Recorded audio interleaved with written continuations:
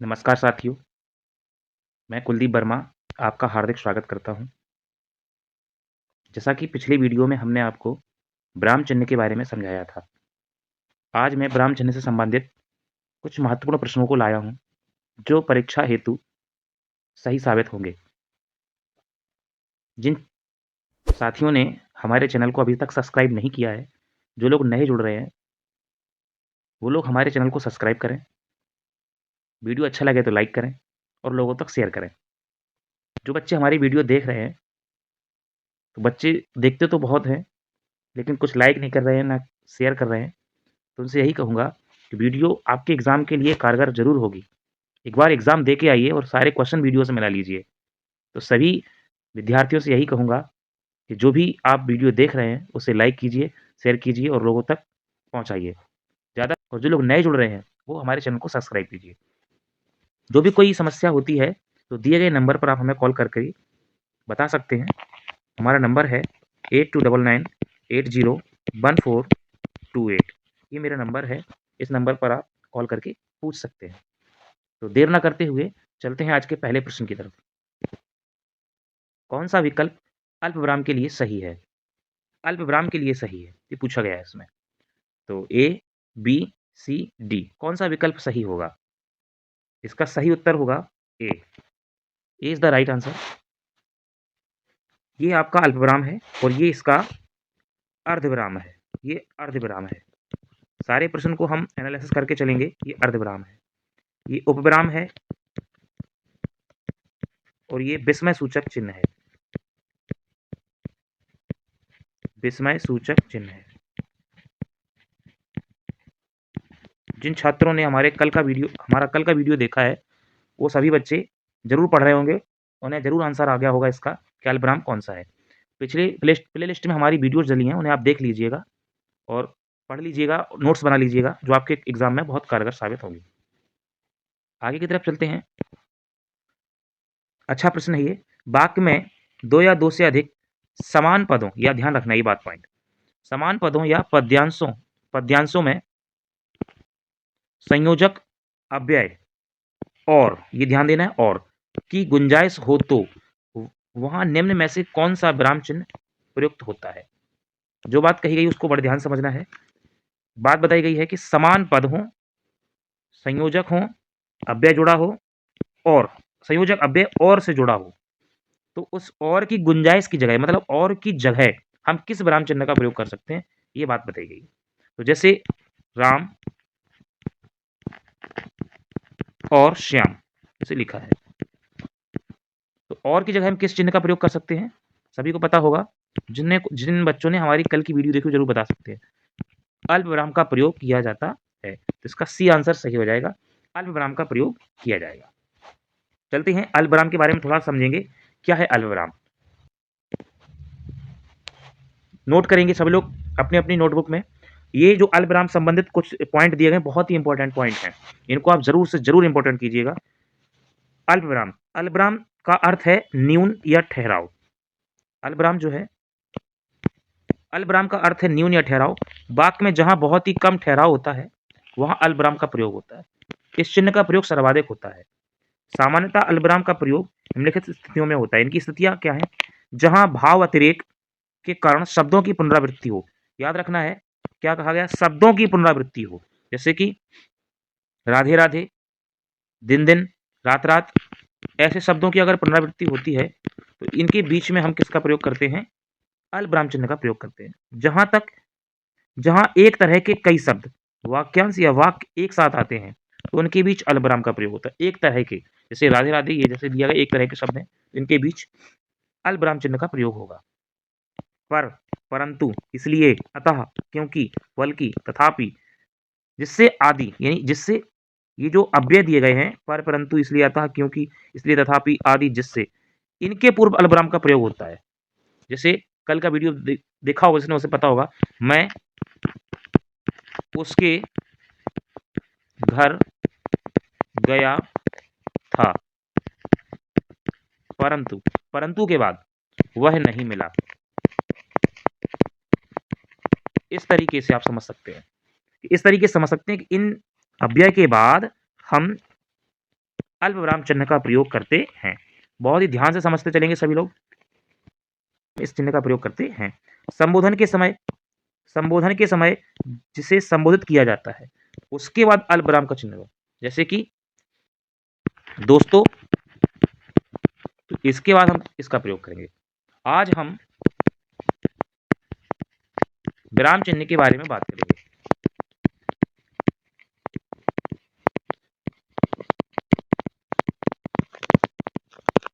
तो हमने दोस्तों शब्द को हमने संबोधित किया, तो इस शब्द के बाद हम विराम चिन्ह का प्रयोग करेंगे। अगले पॉइंट की तरफ, उद्धरण चिन्ह के पूर्व अल्पविराम का प्रयोग होता है। इस बात को भी ध्यान रखते चलेंगे। उद्धरण चिन्ह के पूर्व अल्पविराम चिन्ह का प्रयोग होता है। उद्धरण चिन्ह के पूर्व, जैसे कि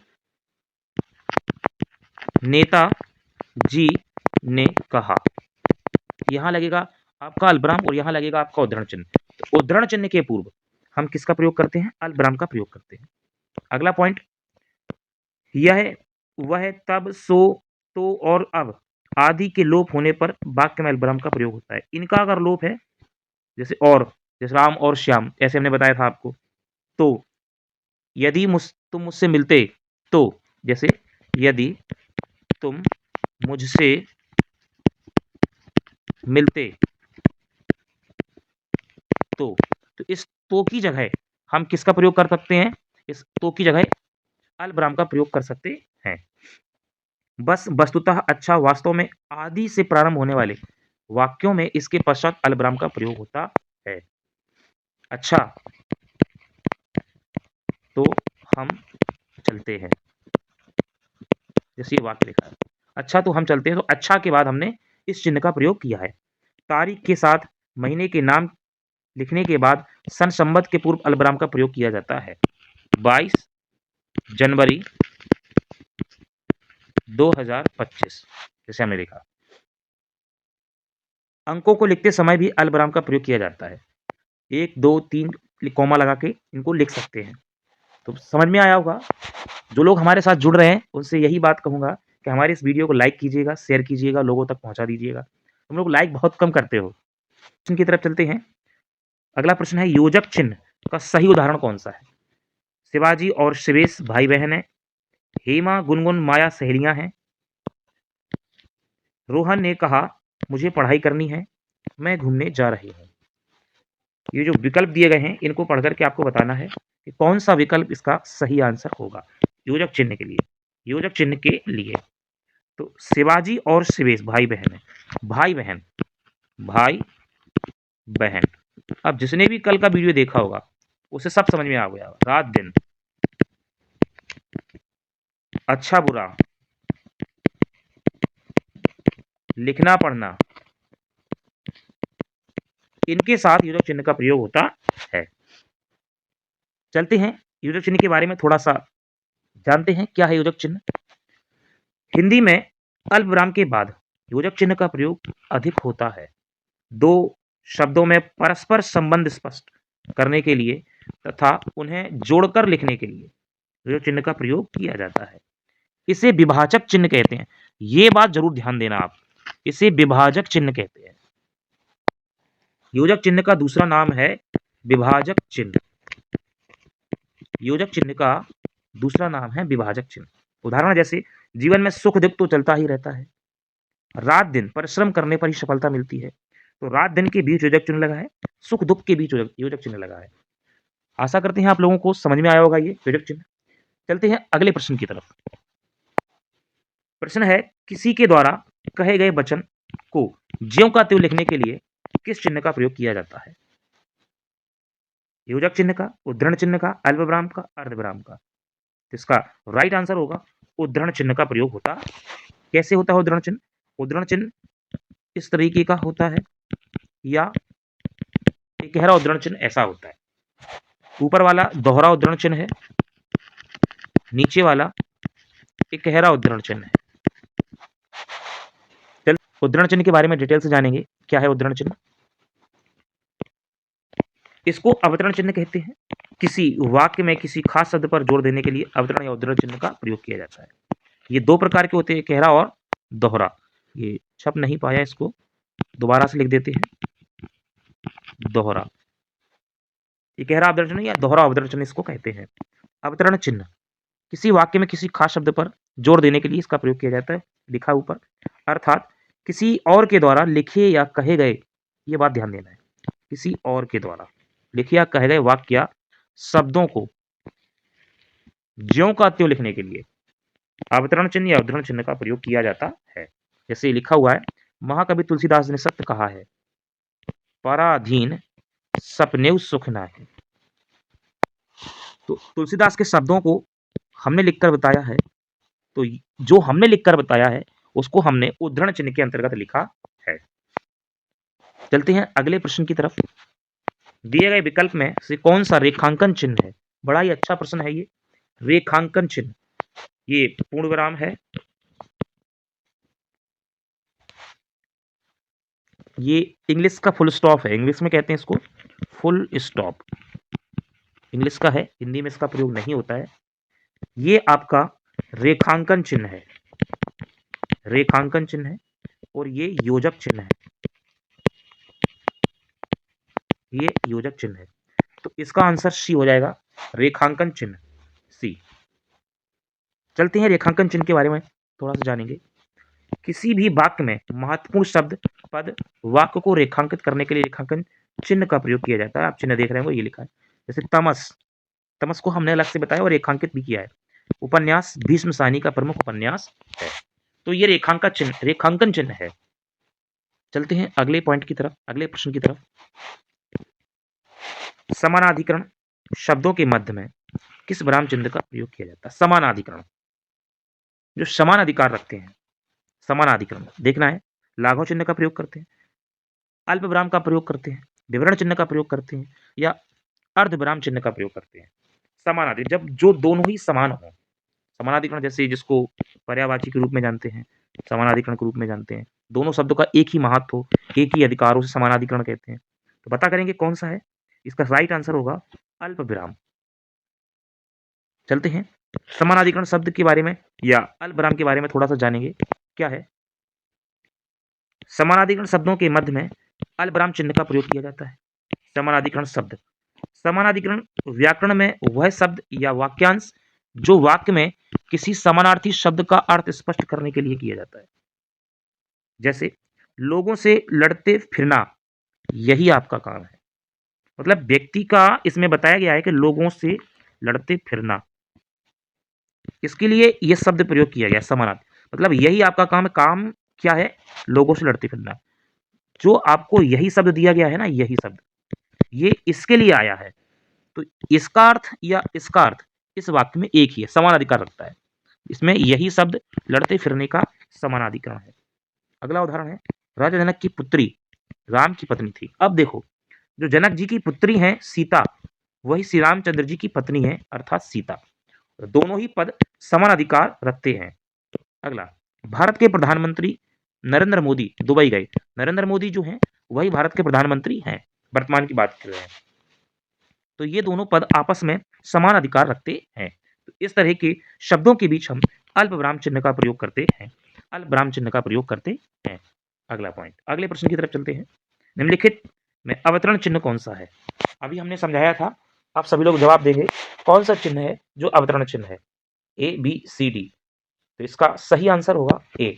अवतरण चिन्ह अभी बताया था, इसको अल्पविराम कहते हैं। ये अल्प है, ये अर्धविराम है, और ये कोष्ठक चिन्ह है, ये कोष्ठक चिन्ह है।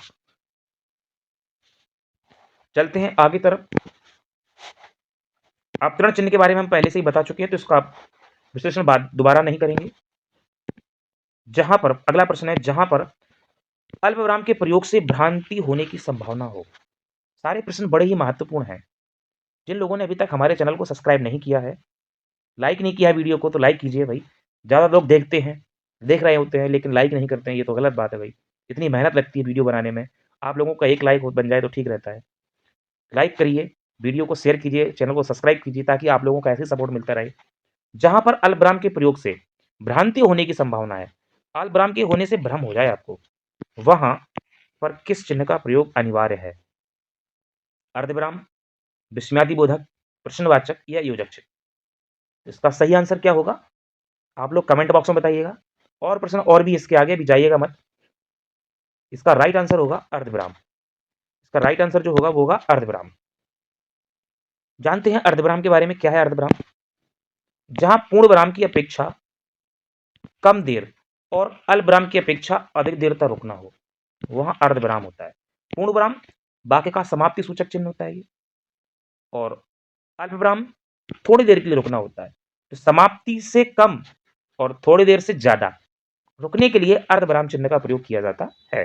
जैसे उदाहरण है, सूर्यास्त हो गया, लालिमा का स्थान कालिमा ने ले लिया, मतलब अंधेरा हो गया, तो यहां पर हम रुके हैं थोड़ा सा। सूर्योदय हो गया, चिड़ियां चहकने लगी और कमल खिल गए। अब मैं आपसे पूछूंगा, आप लोगों को, सभी लोगों को कमेंट बॉक्स में इसका जवाब जरूर देना है। और शब्द की जगह, और को अगर हटा दें तो इस शब्द की जगह हम किस चिन्ह का प्रयोग करेंगे? जरूर कमेंट बॉक्स में सभी लोग उत्तर दीजिएगा। जो लोग नए जुड़ रहे हैं, जो लोग बाद में जुड़ रहे हैं, जो लोग बाद में देखेंगे, सभी लोग और शब्द की जगह बताइएगा किस चिन्ह का प्रयोग होगा।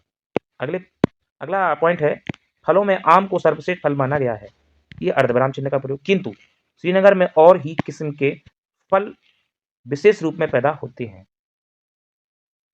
आगे चलते हैं, समझ में आया होगा कि आप अर्धविराम का प्रयोग कहां और किस स्थिति में कर सकते हैं। चलिए आगे की तरफ चलते हैं। निर्देश देने, संवाद लेखन तथा शीर्षकों, ये सारे पॉइंट आप अपनी नोटबुक में लिखते चलेंगे। आदि में निम्नलिखित में से किस विराम चिन्ह का प्रयोग होता है? निर्देश देने के लिए, संवाद लेखन तथा शीर्षक आदि में निम्न में से किस विराम चिन्ह का प्रयोग किया जाता है? ए ऑप्शन विस्मयवाचक चिन्ह, प्रश्नवाचक चिन्ह, उपविराम चिन्ह, या इनमें से कोई नहीं। बताइएगा कौन सा विकल्प है जो संवाद लेखन, शीर्षक और निर्देश देने के लिए प्रयोग किया जाता है? तो इसका राइट आंसर होगा उपविराम चिन्ह। चलते हैं आगे की तरफ, पढ़ते हैं उपविराम चिन्ह क्या है। उपविराम चिन्ह इस तरह का उपविराम चिन्ह होता है, इसके बारे में थोड़ा सा जानेंगे। इसे अपूर्ण विराम चिन्ह भी कहते हैं, याद रखना, इसे अपूर्ण विराम चिन्ह भी कहते हैं। अपूर्ण विराम चिन्ह विसर्ग की तरह दो बिंदुओं के रूप में होता है, इसीलिए कभी कभी विसर्ग का भ्रम हो जाता है। फलतः इसका प्रयोग कम होता है, बहुत कम होता है। अपूर्ण विराम का स्वतंत्र प्रयोग किसी शीर्षक को उसी के आगे स्पष्ट करने में होता है। जैसे उदाहरण है, कामायनी एक पुनर्विचार, इसके बीच में उपविराम चिन्ह का प्रयोग किया, क्योंकि कामायनी एक तरह से देखा जाए तो हमने शीर्षक के रूप में इसका प्रयोग किया है। कामायनी शीर्षक है और उसके बारे में हम बता रहे हैं। विज्ञान एक वरदान या अभिशाप, तो विज्ञान के बारे में जो प्रश्न पूछा गया है, संवाद लेखन, शीर्षक, निर्देश देने। गदर, सभी लोगों ने पिक्चर देखी होगी, है गदर एक प्रेम कथा। चलते हैं आगे की तरफ, नोट जरूर करते चलिएगा, आपको एग्जाम में बहुत ज्यादा सपोर्ट मिलेगा इससे। उद्धरण के प्रश्न है, उद्धरण से पूर्व किस विराम चिन्ह का प्रयोग किया जाता है? अब इसका आंसर तो आप जल्दी से दे ही सकते हैं। मैंने पिछले प्रश्न में इसको बताया है कि उद्धरण से पूर्व हम किस विराम चिन्ह का प्रयोग करते हैं। तो उद्धरण से पूर्व हम अल्प विराम चिन्ह का प्रयोग करते हैं। अब उद्धरण चिन्ह हम पहले ही समझा चुके हैं, इसका विश्लेषण। उद्धरण से पूर्व अल्प विराम चिन्ह का प्रयोग किया जाता है। जैसे नेताजी ने कहा दिल्ली चलो, अब यहां से एक क्वेश्चन भी चल गया, दिल्ली चलो किसने नारा दिया था? अल्प विराम चिन्ह का अर्थ है थोड़े समय के लिए ठहरना। अपनी मनोदशा के अनुसार लेखक अपने विचारों में अल्प ठहराव ले आता है, ऐसे ठहराव के लिए अल्प विराम चिन्ह का प्रयोग किया जाता है। अगला पॉइंट है, अगला प्रश्न है, निम्नलिखित में से किस विकल्प में विराम चिन्ह का सही प्रयोग नहीं है? ऐसे प्रश्न भी आते हैं जिनको आप बड़े ध्यान से समझना, सही प्रयोग नहीं है। संस्कृत भाषा में वचन के 3 भेद होते हैं, एक वचन, द्विवचन और बहुवचन। सोनू अपनी पत्नी पर बात बात पर नाराज होता है, तुम यहाँ क्यों आती हो? विजय एक सज्जन व्यक्ति है, ऐसा उसके मित्र भी मानते हैं। तो कौन सा ऐसा विकल्प है जिसमें सही विराम चिन्ह का प्रयोग नहीं है? तो इसका राइट आंसर होगा ए। संस्कृत भाषा में वचन 3 भेद होते हैं, 3 वचन होते हैं संस्कृत भाषा में, एक वचन, द्विवचन और बहुवचन। लेकिन जब हम किसी के बारे में बताते हैं तो वहां हम विवरण चिन्ह का प्रयोग करते हैं। तो इसमें संस्कृत भाषा में 3 वचन होते हैं, इसके बाद हम विवरण लगा करके फिर लिखेंगे एक वचन, अल्पविराम का प्रयोग करके द्विवचन और बहुवचन, इस तरीके से लिखेंगे हम। जैसे चलते हैं, नीचे दिए गए वाक्य में प्रयुक्त चिन्ह निम्न में से कौन सा है? रामायण, रामायण के बगल में एक चिन्ह लगा हुआ है, हमारे देश में अत्यंत लोकप्रिय है। रामायण के बाद जो चिन्ह लगा है, इस चिन्ह के बारे में बात करना है। कौन सा चिन्ह है ये? कौन सा चिन्ह है? अल्पविराम है, अर्धविराम है, तारक चिन्ह है या लाघव चिन्ह है? अल्पविराम कई बार समझा चुके हैं। अर्धविराम, तारक चिन्ह, इसका सही आंसर होगा तारक चिन्ह। लाघव चिन्ह ये होता है जिसे डॉक्टर वगैरह लिखते हैं, डॉक्टर लिखना है अपन को, तो डॉक्टर में अपन ऐसे चिन्ह का प्रयोग कर देते हैं। ठीक है, तो ये लाघव चिन्ह होता है। अर्धविराम चिन्ह हम आपको समझा चुके हैं, अल्पविराम चिन्ह हम आपको समझा चुके हैं। तारक चिन्ह के बारे में थोड़ी सी बात करेंगे। तारक चिन्ह को इस चिन्ह के द्वारा प्रदर्शित करते हैं, दिखाते हैं। इसे टीका सूचक, ध्यान देना है, चिन्ह भी कहते हैं। ये चिन्ह मुख्यतः पाद टिप्पणी के लिए लगाए जाते हैं। फुटनोट, इसे इस चिन्ह को फुटनोट भी कहते हैं, पाद टिप्पणी चिन्ह भी कहते हैं, ध्यान रखना। ये चिन्ह फुटनोट अथवा पाद टिप्पणी देने के लिए लगाए जाते हैं। इन चिन्हों संबंधित स्पष्टीकरण पृष्ठ के सबसे नीचे लिखा जाता है। कल का वीडियो जिन बच्चों ने देखा होगा, हमने आपको समझाया भी था कि तारक चिन्ह का प्रयोग करके या तो पुस्तक की उत्तरमाला में इसका विवेचन किया जाता है, या पाठ के समाप्त होने के बाद अंतिम पृष्ठ पर जहां पाठ समाप्त होता है, उसे स्पष्ट रूप से इन शब्दों के बारे में लिखा जाता है, जिन शब्दों पर हम स्टार लगा देते हैं या इस चिन्ह का प्रयोग कर देते हैं। अगला प्रश्न की तरफ चलते हैं। जहां वाक्य की गति अंतिम रूप ले ले, विचार के तार टूट जाए, वहां किस चिन्ह का प्रयोग होता है? अंतिम सांस ले ले वाक्य, अंतिम रूप ले ले, रुक जाए वाक्य पूर्णतः, या विचार के तार टूट जाए, वहां किस चिन्ह का प्रयोग होता है? वहां योजक चिन्ह, अल्पविराम चिन्ह, उद्धरण चिन्ह या पूर्ण विराम चिन्ह? इसका सही उत्तर होगा पूर्ण विराम चिन्ह का प्रयोग होता है वहां पर। जहां वाक्य की गति अंतिम रूप ले ले, विचार के तार टूट जाए, वहां पूर्ण विराम चिन्ह का प्रयोग किया जाता है। किसी वाक्य के अंत में पूर्ण विराम चिन्ह लगाने के अर्थ होता है कि वह वाक्य खत्म हो गया है। अब इसका जो मेन फैक्ट है, वो आपको ये दोनों पॉइंट बड़े ही याद रखने हैं बेटा। पूर्ण विराम चिन्ह, इसका चिन्ह ये होता है का प्रयोग प्रश्न सूचक और विस्मयादि सूचक वाक्यों को छोड़कर, यह बात ध्यान रखना, यानी कि प्रश्न सूचक और विस्मयादि सूचक दोनों वाक्यों को छोड़कर बाकी सभी के अंत में लगाया जाता है। इस बात को विशेष ध्यान देना। आगे की तरफ चलते हैं। अगला प्रश्न, ये जो चिन्ह लिखा है, इस विराम चिन्ह का नाम बताना है आपको। ये लाघव चिन्ह होता है, उपविराम चिन्ह, लोप चिन्ह, योजक चिन्ह, कौन सा चिन्ह होता है? जरा बताइएगा सभी लोग। लाघव, उपविराम, लोप या योजक, कौन सा चिन्ह है ये? तो इसका राइट आंसर हो जाएगा, ये है लोप चिन्ह। ये लोप चिन्ह है। लाघव चिन्ह ऐसा होता है, उपविराम चिन्ह ये होता है, लोप चिन्ह ये होता है और योजक चिन्ह ये होता है। चलते हैं आगे की तरफ, लोप चिन्ह के बारे में जानेंगे। वाक्य या अनुच्छेद में कुछ अंश छोड़कर लिखना हो तो लोप चिन्ह का प्रयोग, छोड़कर लिखना हो, छूट जाए तो त्रुटि चिन्ह, याद रखना इस बात को। त्रुटि चिन्ह, अगर कोई अंश खुद से छूट जाए तो त्रुटि चिन्ह, गलत हो जाए उसको सुधारने के लिए हम त्रुटि चिन्ह का प्रयोग करते हैं। लेकिन इसमें क्या लिखा है, जब वाक्य अनुच्छेद में कुछ अंश छोड़कर लिखना हो, उसे हमें छोड़ देना है, उसको लिखना है, उसको छोड़कर लिखना है, तो इस चिन्ह का प्रयोग किया जाता है। लोप का अर्थ होता है न रहने का भाव या अभाव। मैं टिकट ला देता हूं, पर छूट गए, थोड़ी देर रुक गए, पर मैं साथ नहीं चलूंगा। मैंने खाना बना दिया है, लेकिन मैं अभी नहीं खाऊंगा। इस तरीके से हम इस चिन्ह का प्रयोग करते हैं। इसे रिक्त स्थान चिन्ह भी कहते हैं, रिक्त स्थान चिन्ह भी इसको कह सकते हैं। अगला, सामासिक पदों, पुनरुक्ति, युग्म शब्दों के मध्य कौन सा चिन्ह प्रयोग किया जाता है? सामासिक पदों के बीच अल्पविराम, अर्धविराम, योजक चिन्ह, उद्धरण चिन्ह। सामासिक पद हो, पुनरुक्ति युग्म हो, या इसको विरुद्धार्थी, विलोमार्थी, समानार्थी, पर्यायवाची के बीच किस चिन्ह का प्रयोग किया जाता है? अल्पविराम का, अर्धविराम का, योजक चिन्ह का, उद्धरण चिन्ह का? इसका सही उत्तर होगा, इनके बीच योजक चिन्ह का प्रयोग किया जाता है। जैसे कि दिन रात, ये सामासिक पद है, ये विपरीतार्थी शब्द हैं। घर घर, ये पुनरुक्ति सूचक चिन्ह है, पुनरुक्ति शब्द है, एक ही शब्द की दोबारा से युक्ति की गई है, तो ये पुनरुक्ति सूचक चिन्ह है। समझेंगे थोड़ा सा। अगला प्रश्न की तरफ चलते हैं। दिए गए वाक्य में किस प्रकार के विराम चिन्ह का उपयोग हुआ है, उसकी पहचान कीजिए। कामायनी जयशंकर प्रसाद की रचना है, किस तरह का चिन्ह प्रयोग किया गया है? पुनरुक्ति सूचक चिन्ह, अवतरण चिन्ह, विवरण चिन्ह, कोष्टक चिन्ह? तो इसका राइट आंसर होगा अवतरण चिन्ह। अब अवतरण चिन्ह में भी एक गहरा अवतरण चिन्ह, ध्यान देना है, एक गहरा अवतरण चिन्ह का प्रयोग इसमें किया गया है। विवरण चिन्ह और कोष्ठक चिन्ह के बारे में जानेंगे। क्या होता है विवरण चिन्ह, पुनरुक्ति चिन्ह और आपका कोष्ठक चिन्ह क्या होता है, इसके बारे में थोड़ा-सा जानेंगे। पुनरुक्ति सूचक चिन्ह, पुनरुक्ति सूचक चिन्ह, ये चिन्ह बना हुआ है, का प्रयोग ऊपर लिखे किसी वाक्य के अंश को दोबारा लिखने से बचने के लिए किया जाता है। जैसे कि बड़े अच्छे से डिटेल लेकर के मैं आया हूँ, बड़े ध्यान से समझना है। नाम, पिता का नाम, माता का नाम, कक्षा और पता। तो मैंने नाम जैसे लिया शिवम, पिता का नाम श्री कृष्ण कुमार, माता का नाम श्रीमती सोनम, कक्षा 5 सरावन जालम, ये मैंने लिया है। अब किसी दूसरे बच्चे के बारे में हमें लिखना है, तो उसका नाम उत्तम, पिता का नाम श्री कृष्ण कुमार, तो हमने श्री के नीचे ऊपर लिखे वाक्य के अंश को दोबारा लिखने के लिए, ऊपर लिखा है श्री, उसको नीचे दोबारा लिखने के लिए इस चिन्ह का हमने प्रयोग कर दिया। श्रीमती, नीचे हमने किस चिन्ह का प्रयोग कर दिया, कक्षा 5, नीचे हमने इस चिन्ह का प्रयोग, श्रावण जालो, नीचे हमने इस चिन्ह का प्रयोग कर दिया। तो इसे हम पुनरुक्ति सूचक चिन्ह का, ऐसे हम पुनरुक्ति सूचक चिन्ह का प्रयोग करते हैं।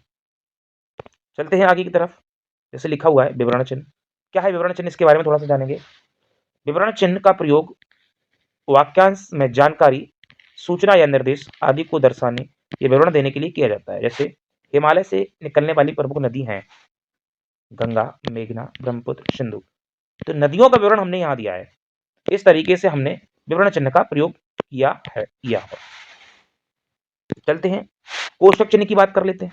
कोष्ठक चिन्ह का उपयोग मुख्यतः वाक्यों में शब्दों के मध्य किया जाता है। कोष्ठक चिन्ह ये है, वे चिन्ह है जो प्रायः जोड़े में प्रयुक्त होते हैं और एक दूसरी चीजों को अलग करने के लिए प्रयुक्त होते हैं। उदाहरण जैसे 10 मुख वाला, दशानन ही तो कहेंगे इसको, दशानन रावण, तो दशानन 10 मुख वाला, इस पद के बारे में हमने कोष्ठक में लिख दिया।